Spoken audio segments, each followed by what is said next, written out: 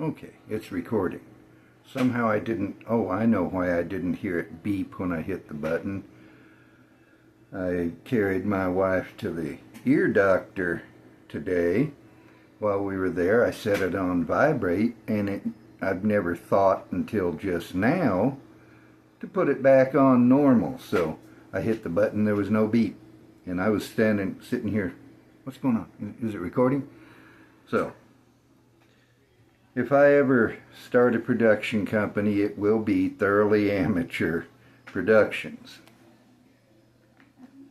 Meanwhile, I'm going to turn over to 1 Corinthians 16:13. Sometimes I put a bookmark in here, sometimes I write a note. And I don't know if you could see the ink on there. It's pink paper and light shining through. But 1 Corinthians 16:13, almost near at the end of the letter, and this is by Paul the Apostle. He says, "Be watchful, stand firm in the faith, act like men, be strong." Let me deal with one thing right off the bat, a minor detail.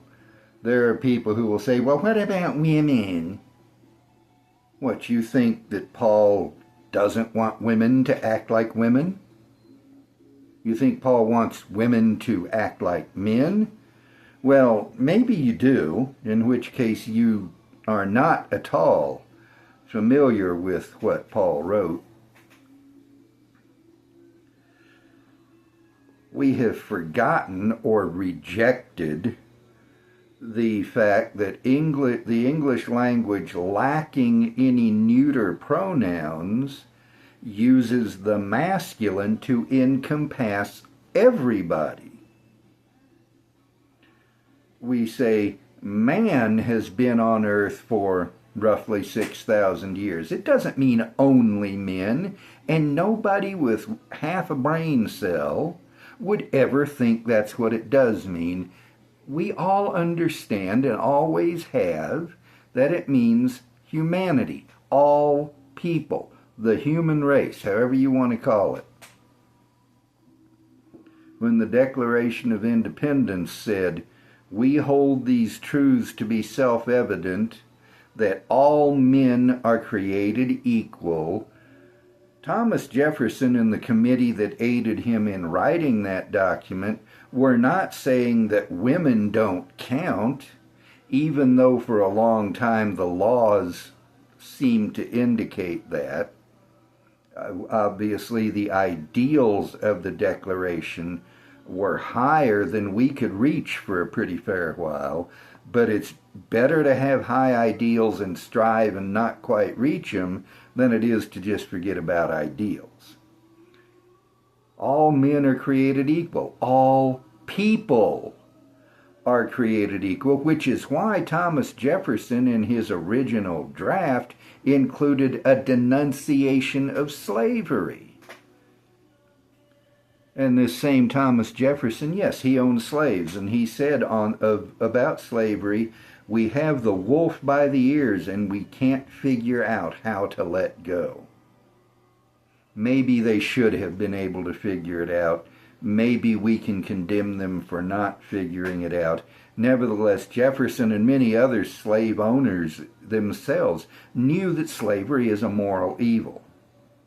But I'm getting further and further away from the point. As I said, how did he put it? Act like men. That men is not excluding women. It's not excluding children. It means everybody. And now we come to my point. What Paul is really saying is behave like civilized human beings. Behave, he's writing specifically to Christians, behave like civilized Christian people. We have in our society here in the United States, and I'm going to say something that I have not said since I became a Christian, because will become clear.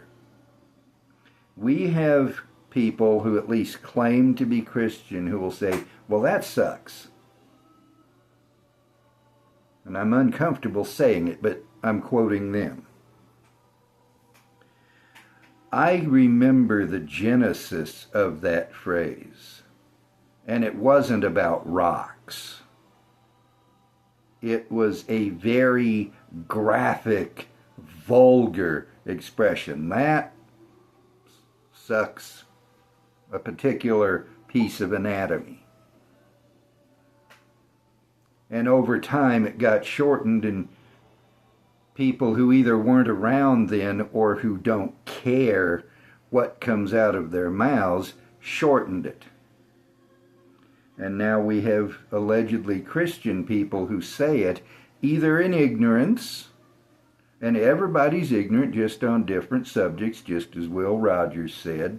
The shameful thing is when we refuse to correct our ignorance. Or they say it not caring what the origin is. And that's just one example. We have Christians who walk, who talk, people who say they're Christians, who walk, who talk, who dress, who act just like every pagan gangbanger. They have bought into a culture of preening and vanity and arrogance and violence. They may not themselves be violent, but that's the culture that has given them what they dress or what they wear and how they talk and all this.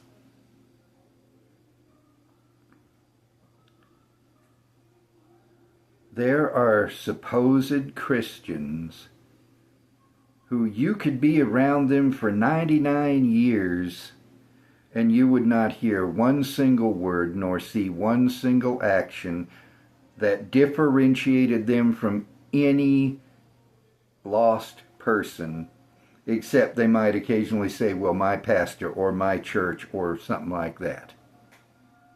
I know people like that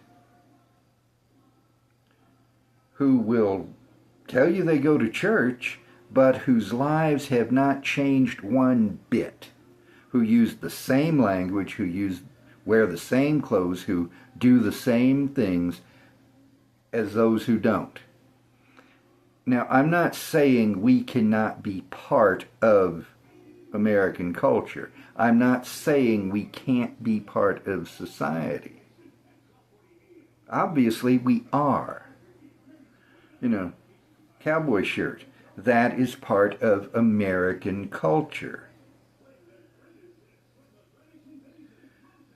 But do we have to imitate every single aspect of that culture, including the aspects which are flagrantly immoral? If you're an alleged Christian, and I realize that I'm saying that a lot, I need to keep the point clear. I also realize that because of the nature of this channel, there may be people watching who know absolutely nothing about Christianity, and that's another reason why I'm belaboring the point. I want to be clear to those who don't know much, if anything, about Christianity. But if you say you're a Christian, A, why would you want to act like those who hate Christ? And two, why would you want to act in such a way as to make Christ look bad? As I record this, it is early in the morning of the 25th of July. So for me, it's night because of my schedule. By the clock, it's early morning. I will just say tonight I watched a video by Justin Peters wherein he talks about a preacher who, when someone queried him about his private jet, came back with a snarky, vile remark about the commenter's mother. Do we want to be like that while claiming to be Christians? Well, that character obviously doesn't bother him.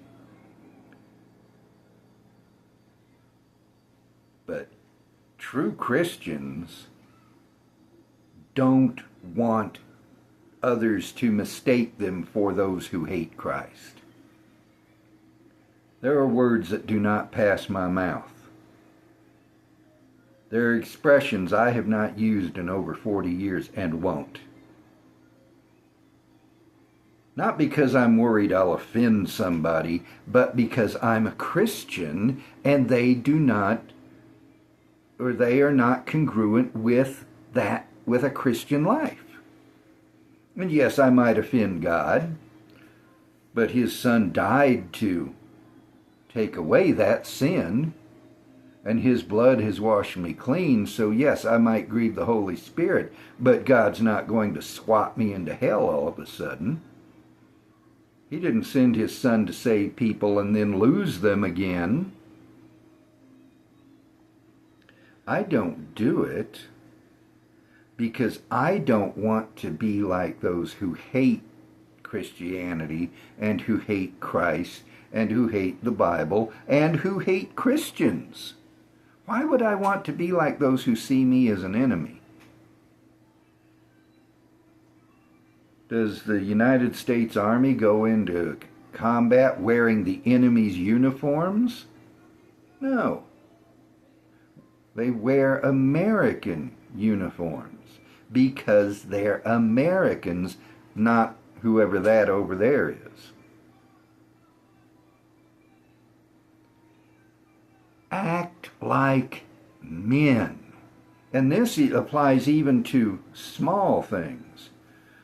When you go into the grocery store, do you lay all over the buggy like you're too lazy to stand upright? Stop it. Act like men or women. Act like civilized, intelligent, grown-up human beings. When you're out on the road, do you cut people off and give them the finger and shout at them through the windshield and drive like you have no respect for anybody? Stop it. If you are a Christian or you say you're a Christian, stop it. Act like a Christian. Peter, in one of his letters, I'm not going to try to find it. I'm already coming up on where I want to quit, and I probably won't get stopped by then, but I want to try. He asked, how shall we live seeing that all these things he's been talking about are true? Seeing that Christ died to save sinners, how then should saved sinners live? Like unsaved sinners? May it never be. We should live like our profession is true and means something. If you say you're a Christian, act like a Christian. Don't just put one of those little fish symbols on the back of your car. Drive like you're a Christian.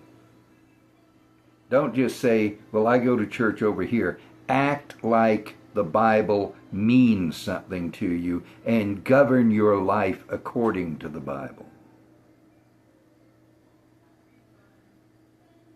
Why should I want to act like a Muslim if I'm not a Muslim? Why should I want to act like a drunk if I'm not a drunk? Why should I want to act like an enemy of Christ if I am in fact a Christian? Why should I want to be that stupid? And yes, I get exercised at times, as I have tonight. But somebody has got to make the point forcefully, whatever point it may be, and not coddle a bunch of lazy, easily offended babies. I'm not going to do that. And if the plain truth offends you, the problem isn't the truth and the problem isn't me, the problem is you. Now, I'm not trying to be offensive. Please understand me. If I wanted to, I could be far more offensive than I maybe am. but I'm not trying to be. I don't want to offend people, but if the truth offends people, then it's not my problem, and it's not the truth's fault. It's the fault of the people who hate the truth. So if I have offended you by my forcefulness and some of the things I've said, ask yourself, am I offended because he's offensive? I hope the answer is no. I'm not trying to be offensive. I hate those who deliberately want to offend people. That's stupid. Or, continuing the question you should ask yourself, am I offended because that hit me where I live? There's an old saying, hit pigeons flutter. In other words, if you're out pigeon shooting and you let off your shotgun, the ones that the pellets hit are the ones who show it.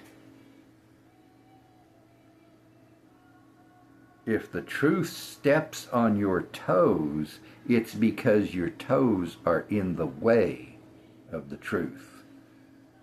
So consider that. My prayer as I end this video is that if I have been offensive, that the Holy Spirit will cause you to ignore that. But that if the truth has offended you, that offense will move you to examine yourself and look at the truth, and in the end, change your way, change your life, change your thinking, seek God, so as to get out of the way of the offense. And now I'm going to just hit the button and end the video. I've never come up with any other way to do it.